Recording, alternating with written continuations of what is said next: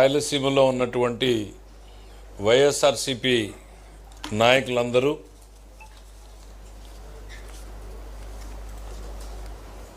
రాయలసీమ మీద మొసలి కన్నీరు గారుస్తూ మీటింగులు పెట్టుకుంటూ తిరుగుతున్నారు.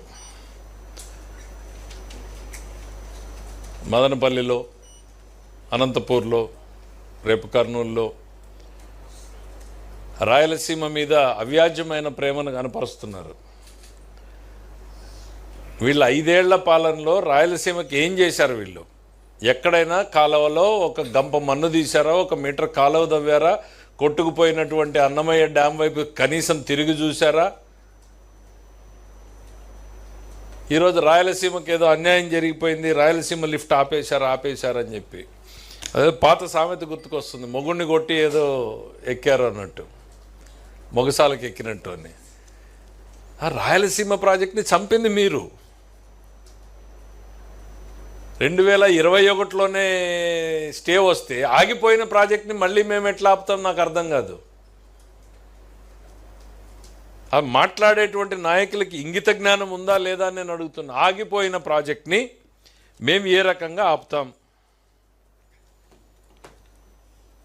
మీకు కావాలంటే ఆ స్టే ఆర్డర్లు కూడా తెచ్చి చూపిస్తాం. ఎన్సీఎల్టీలో నేషనల్ గ్రీన్ ట్రిబ్యునల్లో వీళ్ళకి స్టే ఇచ్చినటువంటిది.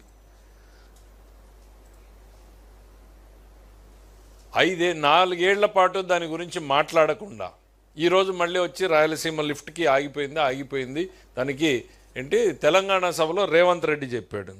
రేవంత్ రెడ్డి చెప్తే తర్వాత మీ పార్టీనో లేక మీ అలయన్స్ పార్టీనో ఉన్నటువంటి టీఆర్ఎస్, ఇప్పుడు కొత్త బీఆర్ఎస్లో ఉన్నటువంటి హరీష్ రావు అదే సభలో చెప్పాడు కదా, ఆపింది మేము అని. అంటే మీరిద్దరు కూడబలుక్కుని ఆపినటువంటిది విషయం బయటకు వచ్చింది అనేది ఏమన్నా కంగారు పడి బట్టగాల్చి ముఖానేసేటువంటి ప్రయత్నం చేస్తున్నారా? ఆపింది నేనే అని చెప్పేసి హరీష్ రావు అదే సభలో చెప్పాడు. మీకు రాజకీయ గురువు కదా కేసీఆర్. మీరు ఆపినటువంటి ప్రాజెక్ట్ని, మీరు అనుమతులు తెచ్చుకోలేకపోయినటువంటి ప్రాజెక్ట్ కాదు. మీ వారసత్వం ఏంటి? రాజశేఖర రెడ్డి గారు అడిగారు, మిగిలిన జలాల్లో అసలు వాటానే అడగమందరి నీ వాళ్ళ లాంటి ప్రాజెక్టులకే ఆయన రాసిచ్చిపోతే నువ్వేం రాసావు? రాయలసీమ లిఫ్ట్ ఇరిగేషన్ మీద నీ చీఫ్ సెక్రటరీ, నీ ఈఎన్సీ ఏమని పిటిషన్ వేశారు? ఇది అసలు ఇరిగేషన్ ప్రాజెక్టే కాదు, మేము కేవలం స్టడీ చేస్తున్నాము. అరే, మీరేసి సంతకాలు పెట్టినటువంటి అఫిడవిట్లు ఉన్నాయి, మేము ప్రాజెక్టు కట్టడం లేదు, ఇక్కడ ఓన్లీ టెస్టింగ్ చేసుకోవడానికి తవ్వుతున్నామని చెప్పారు మీరు. ఆ అఫిడవిట్లు వాస్తవం కాదా? మర్చిపోయి ప్రజలకి ఇవేవి తెలియదు అని చెప్పి మళ్ళీ మోసం చేసేదానికి మీరెప్పుడూ కూడా రాయలసీమ పేరుని రాజకీయం కోసమే వాడుకున్నారు. మీ తండ్రి గారి టైంలో రాయలసీమ పేరుతో యాత్రలు చేశారు.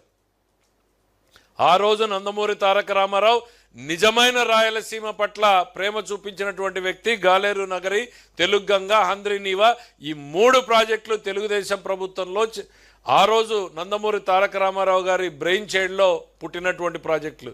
70 సంవత్సరాల కాంగ్రెస్ పార్టీ వారసులని చెప్పుకున్న మీరు రాయలసీమకి ఏం చేశారు ఆ రోజు? ఈరోజు రాయలసీమ బతుకుతోంది అంటే గాలేరు నగరి, హంద్రీనీవా, తెలుగంగ వల్లనే కాదని అడుగుతున్నా. దాంట్లో మీ కాంట్రిబ్యూషన్ ఏంటి? పోనీ మీ జగన్మోహన్ రెడ్డి గారు ఈ 3 ప్రాజెక్టుల్లో ఏం చేశాడని అక్కడ అడుగుతున్నా.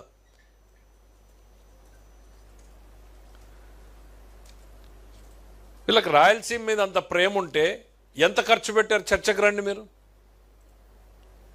హంద్రీనీవా ఒక్క సంవత్సరంలోనే 3700 కోట్ల రూపాయలను ఖర్చు పెట్టాం.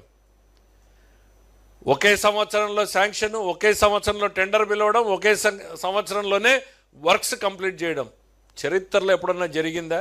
అది చంద్రబాబు నాయుడు గారికి రాయలసీమ మీద ఉన్నటువంటి ప్రేమ. మళ్ళీ 2000 కోట్ల రూపాయల పైన ఖర్చు పెడుతున్నాం ఇప్పుడు. ఇది కాక నేను చెప్తున్నా, 5 ఏళ్లలో శాసనసభలో మీరు రాయలసీమ పేరుని పలకడానికి మీరు సాహసించలేకపోయారు. ఇవాళ మేము ధైర్యంగా చెప్తున్నాం, రాయలసీమలో ఇదే శాసనసభలో రాయలసీమ హార్టికల్చర్ హబ్ పెడతాం 40,000 కోట్ల రూపాయలతో అని చెప్పగలిగినటువంటి దమ్ము ఈరోజు చంద్రబాబు నాయుడు గారి ప్రభుత్వానికి ఉందని చెప్తున్నాం. ఏం మొహం పెట్టుకుని ప్రజల ముందుకు వస్తారు? హంద్రీ నీవాని మేము 1 సంవత్సరంలో పూర్తి చేసినందుక, రాయలసీమ ప్రాజెక్టులకి 40,000 కోట్లు ఖర్చు పెట్టబోతున్నందుక, ₹1 ఖర్చు పెట్టినటువంటి మీరు మొసలు కన్నీరు గారిస్తే ప్రజలు నమ్ముతారనుకుంటున్నారా? సిగ్గుపడాలయా.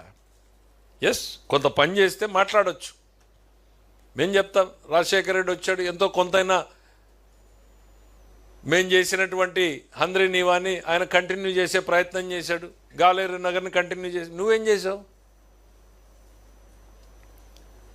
నందమూరి తారక రామారావు ప్రారంభిస్తే, చంద్రబాబు నాయుడు మొదలు పెడితే మీరు కంటిన్యూ చేశారు. రాజశేఖర రెడ్డి నువ్వు అది కూడా చేయలేదే.